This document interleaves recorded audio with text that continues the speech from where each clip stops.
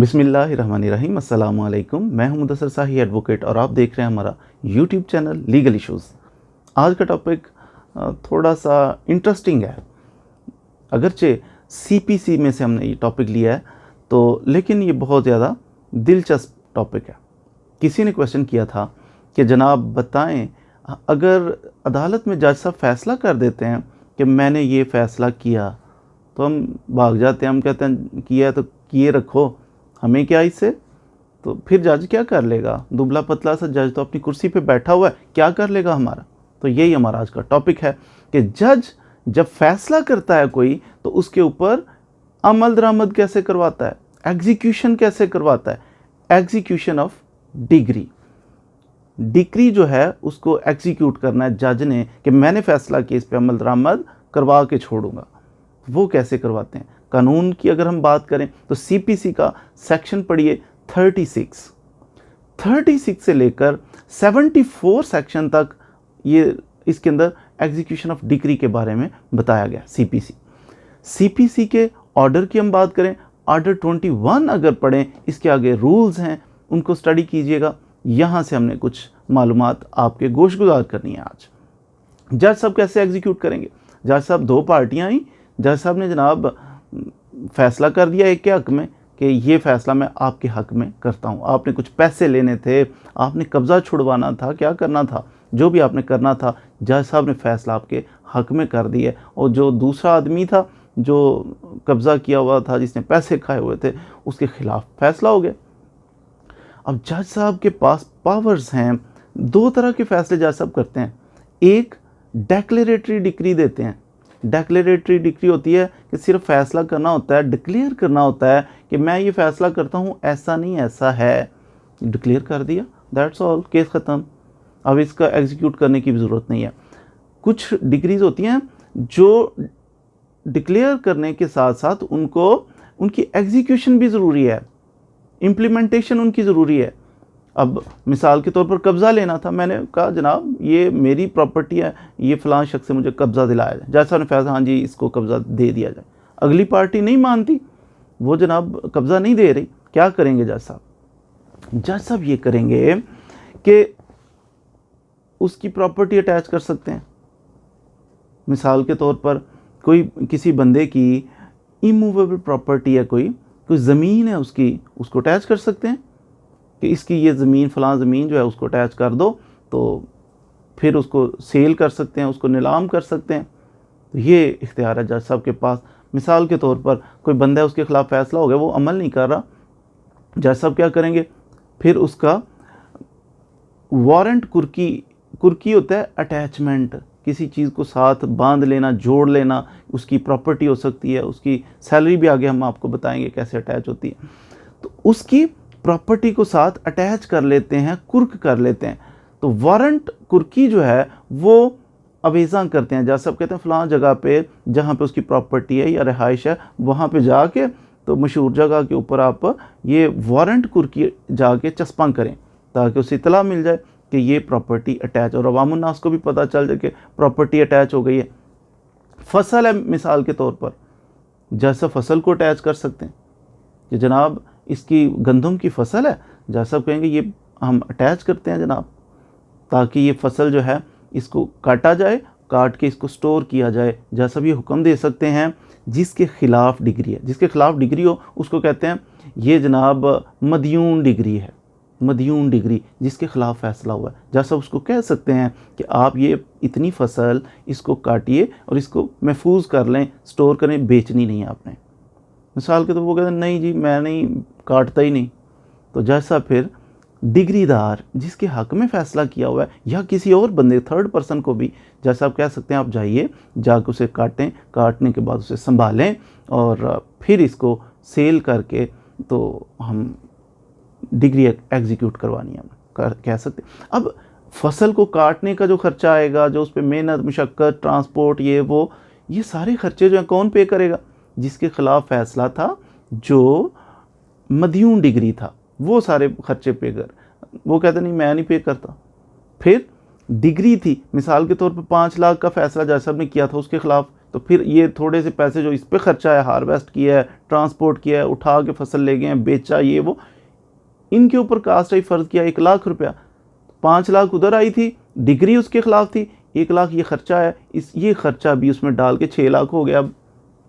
तो इस तरह रिकवर कर लिया जाए। इसमें जज साहब ये एहतियात करेंगे कि अगर किसी बंदे का ऐसी फसल है जो ख़राब हो सकती है, फिर जज साहब मसलन टमाटर की फसल उसने लगाई हुई है, अटैच कर ली, इसके लिए ज़रूरी है जो फसल ख़राब हो जाती है जल्दी, स्ट्रॉबेरी की फसल है, टमाटर की फसल, 20 दिन पहले पकने से, फसल पकने से 20 दिन पहले इसको अटैच करना ज़रूरी है। इसको अटैच करें और फिर जब पके फौरी तौर पर हार्वेस्ट करें, इसको बेचें और रकम जो है अदालत के अंदर जमा करवाएं ताकि डिक्री एग्जीक्यूट हो सके। तो इस तरह कर सकते हैं। इमूवेबल प्रॉपर्टी को जब अटैच करना है, ज़मीन को अटैच करना है कि ये फ़लाँ ज़मीन है, ये ना बेचे, और इसको ज़मीन को हम सेल भी कर सकते हैं, सेल करके अपनी रकम रिकवर कर सकते हैं। फिर इसकी नोटिस, जैसे हमने अटैचमेंट का, कुर्की का नोटिस हमने अवेज़ा करना है, तो साथ ही कलेक्टर को भी एक भेज देंगे नोटिस कि ये इसकी फ़लाँ प्रॉपर्टी हम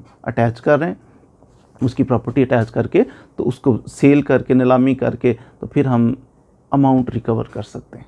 इसी तरह अगर कोई बंदा जॉब करता है, उसकी सैलरी है, सरकारी नौकरी जनाब कर रहा है, उसके नाम पे कोई प्रॉपर्टी नहीं है, कोई फसल नहीं है, कुछ भी नहीं है, फिर क्या करेंगे जज साहब उसकी सैलरी को अटैच कर लेंगे।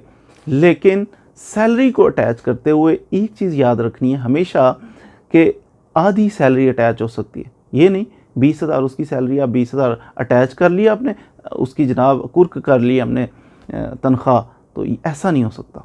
CPC के अंदर ये है कि उसकी आधी सैलरी आप अटैच कर सकते हैं। मिसाल के तौर पर अगर 20,000 रुपया उसकी सैलरी थी, आप 10,000 अटैच कर सकते हैं मैक्सिमम, और बल्कि 10,000 100 रुपया आधी से ज़्यादा, ये उसूल है अटैच करने का। सारी नहीं कर सकते। मसलन एक बंदा था, उसके खिलाफ 2 केस चल रहे थे, एक केस में जनाब दोनों ही उसके अगेंस्ट फैसले हो गए, मुख्तलिफ कोर्ट्स थी, तो उसके अगेंस्ट फैसला हो गया।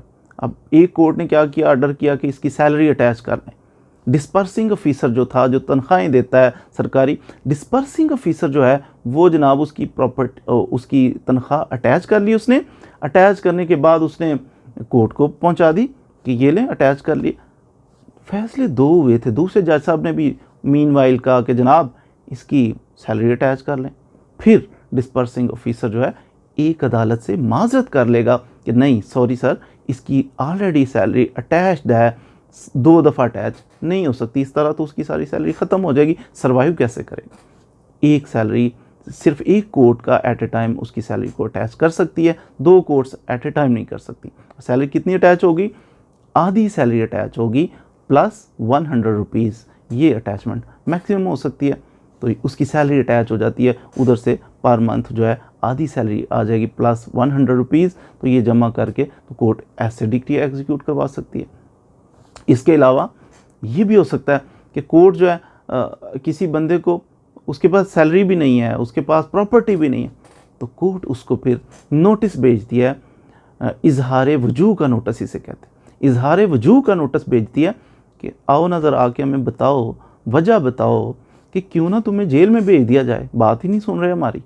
तो फिर वो बंदा जनाब आके तो वजह बयान करता है। इजहार वजूह का नोटिस दिया जाता है उसे बुलाने के लिए, लेकिन अगर डर हो कि ये बंदा ना इसकी सैलरी है ना इसकी प्रॉपर्टी है, तो इजहार वजूह का नोटिस दिया तो ये तो भाग जाएगा, कहीं फरार हो जाएगा। पहले भी होता है, कोई ऐसा सीन हो तो फिर जज साहब इजहार वजूह का नोटिस ना भी दें तो काम चल जाएगा, डायरेक्ट उसके वारंट इशू करें, पकड़ के उसे ले आओ।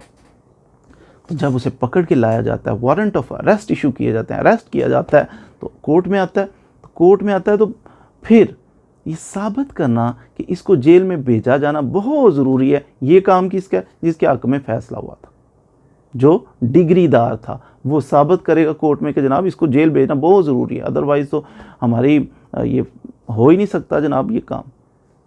तो फिर उस बंदे को जनाब जेल में भेजने से पहले एक दफ़ा कहा जाता है, पूछा जाता है कि भाई आपको क्यों ना जेल भेजा जाए, बताइए ना, कोई वजह बताएं कि आपको क्यों ना जेल भेजें।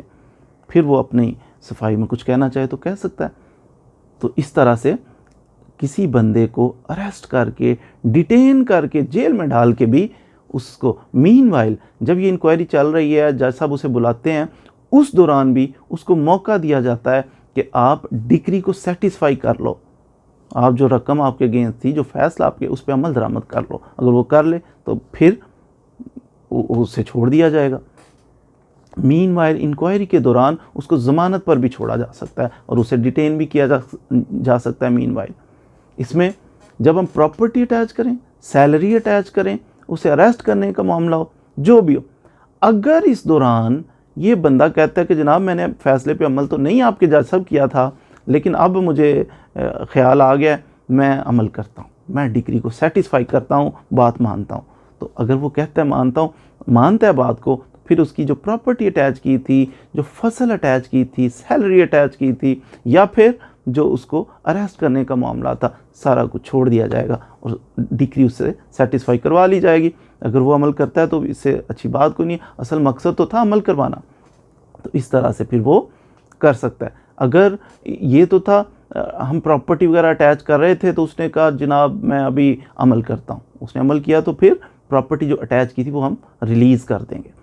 अगर डिक्री होल्डर यानी डिग्रीदार जिसके हक में फ़ैसला हुआ है वो शख्स डिफ़ॉल्ट कर जाता है, एग्जीक्यूशन उसने फ़ाइल किया है, अदालत के अंदर इजरा फ़ाइल किया है। इजरा फ़ाइल करना ये होता है, एग्जीक्यूशन फ़ाइल करना ये होता है, कोर्ट सारा फ़ैसला कर दिया, कोर्ट ने, अमल नहीं हो रहा, अब हम अदालत से रुजू करते हैं, उसको अदालत को दरख्वास्त देते हैं कि ये हमारे जो डिग्री दी है, आपने फ़ैसला दिया है हमारे हक में, उसको एग्जीक्यूट करें, उसका इजरा करें। अब इजरा तो हमने फ़ाइल कर दिया अदालत में, लेकिन इजरा फ़ाइल करने वाला जिसके हक में फ़ैसला हुआ है वही डिफ़ॉल्ट कर जाता है, अदालत में पेश नहीं होता, नोटिस नहीं करवाता, कुछ ऐसा मसला करता है, तो फिर भी उसकी जो प्रॉपर्टी अटैच की हुई थी वो रिलीज़ कर दी जाएगी। इस सूरत में भी 6 साल के अंदर अंदर एग्जीक्यूट, ऐसा नहीं है कि आपके हक में कोर्ट ने डिग्री कर दिया, केस फैसला कर दिया आपके हक में, और आप 10 साल बाद जाके घर बैठ जाएं, 10 साल बाद आएँ जनाब आपने फ़ैसला किया था, इस पर अमल नहीं हो रहा, अमल करवाएं। ये गलत बात है। 6 साल के अंदर फ़ैसला हुआ, 6 साल के अंदर अंदर आपको एग्जीक्यूशन के लिए कोर्ट से रुजू करना चाहिए। एग्जीक्यूशन कौन सी कोर्ट करवाएगी? जो फ़ैसला करेगी। बाज़ सूरतों में अगर जिस कोर्ट ने फ़ैसला किया है उस कोर्ट के अलावा किसी दूसरी कोर्ट से भी हो सकता है, मसलन ट्रांसफरी कोर्ट इसे कहते हैं कि किसी कोर्ट में ट्रांसफ़र भी हो जाता है बाज़ दफ़ा। अब जो फ़ैसला करती है कोर्ट, इसमें एक एक्सेप्शन आ जाती है। एक अदालत ने फ़ैसला किया, सिविल कोर्ट ने फ़ैसला किया, हमने चैलेंज कर लिया सेशन कोर्ट में, एडिशनल सेशन जज साहब के पास। जब हम अपर फोरम पर चैलेंज किया तो अपील का भी फ़ैसला हुआ, डिसमिस हुई या जो भी हुआ, उसके बाद हाई कोर्ट चले गए। हाई कोर्ट के अंदर रिवीजन फाइल कर दी किसी पार्टी ने, हाई कोर्ट के अंदर रिवीजन फाइल की, तो जज साहब कहते हैं, हाई कोर्ट के जस्टिस कहते हैं, नीचे वाला जो सिविल कोर्ट ने फ़ैसला किया, जो डिस्ट्रिक्ट कोर्ट ने फ़ैसला किया, इन सब को मैं ख़त्म करता हूँ और मैं ये फ़ैसला करता हूँ, ये डिग्री कर देता हूँ। अब डिग्री किसने किया? जज साहब ने। कौन से जज साहब ने? जो हाई कोर्ट के जस्टिस थे। मैंने अर्ज़ किया कि हमेशा एग्जीक्यूशन कौन करेगा?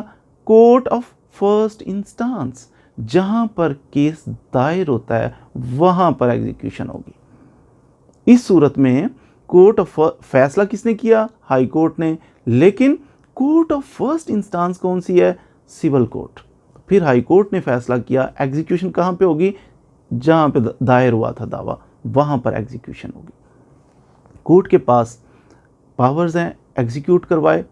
बाज़ सूरतों में कोर्ट ऐसा करती है कि दूसरी किसी अदालत को लिख के भेज देती है, प्रिसेप्ट भेज देती है कि जनाब आप ये फ़ैसला मैंने किया, इस पे अमल दरामद करवाएं। उसकी सूरतें हो सकती हैं, मसलन जिस बंदे के ख़िलाफ़ फ़ैसला हुआ है इस अदालत की हदूद में नहीं रहता, लाहौर में जज साहब ने फ़ैसला किया है, बंदा रहता है जनाब सियालकोट में, बंदा रहता है मुल्तान में, तो फिर लाहौर वाले जज साहब ने फ़ैसला कर लिया, अमल दरामद के लिए, एग्जीक्यूशन के लिए, इजरा के लिए ये उस कोर्ट को जहाँ वो बंदा रहता है वहाँ पर प्रिसेप्ट भेज देंगे कि जनाब ये इस पे अमल दरामद करवाएं। वो जज साहब फिर उनके पास सेम पावर्स होंगी, अगर वो इसी सूबे के सेम पावर्स होंगी उनके पास, और वो सेम इसी तरह एग्जीक्यूट डिग्री को करेंगे, अमल दरामद करवाएंगे जिस तरह की उन्होंने डिग्री पास की है। तो इस तरह हम दूसरी कोर्ट को भी बाद दफ़ा ट्रांसफ़र कर सकते हैं। मिसाल के तौर पर एक तो ये है कि बंदा जिसके ख़िलाफ़ फ़ैसला हुआ है वो ज्यूरिसडिक्शन में नहीं है इस अदालत की, कहीं दूर है। दूसरा, जो प्रॉपर्टी हम अटैच करना चाह रहे हैं, जो डिस्प्यूटेड लैंड है, वो दूसरी हदूद में है, इस अदालत की हदूद में नहीं है जिसने फ़ैसला किया, फिर भी ये दूसरी अदालत को लिख के भेजेंगे कि जनाब ये आप अटैच करें, सेल करें वगैरह वगैरह, और वो कोर्ट फिर इसको एग्जीक्यूट करके इस पे अमल दरामद करा के डिग्री को वापस जिस कोर्ट ने भेजा है, इस कोर्ट को एक सर्टिफिकेट भेजेंगे कि जनाब हमने ये फ़ैसले पे अमल दरामद करवा दिया। तो इस तरीके से ये कोर्ट दूसरी कोर्ट के ज़रिए भी अमल दरामद करवा सकती है। अगर दूसरे सूबे के अंदर भेजा जाए प्रीसेप्ट बना के कि ये फ़ैसला है तो जनाब आपके सूबे में आप इस पे अमल दरामद करवाएं, तो फिर रूल्स जो लगेंगे एग्जीक्यूशन पे वो उस सूबे के अंदर जो रूल्स होंगे वो वाले अप्लाई करेंगे। उम्मीद है कि आपने एग्जीक्यूशन ऑफ डिग्री, इजरा जो है किसी फ़ैसले का अदालत कैसे करवाती है, इसके बारे में काफ़ी सारी मालूमात हासिल की होंगी। अगर आप समझते हैं कि ये नई मालूमात थी आपसे जो मैंने आज शेयर की हैं, कुछ सीख लिया आपने, तो फिर इस वीडियो को ज़रूर शेयर करना है अपने ग्रुप्स में, और बस शेयर ही कर दें। Thank you very much.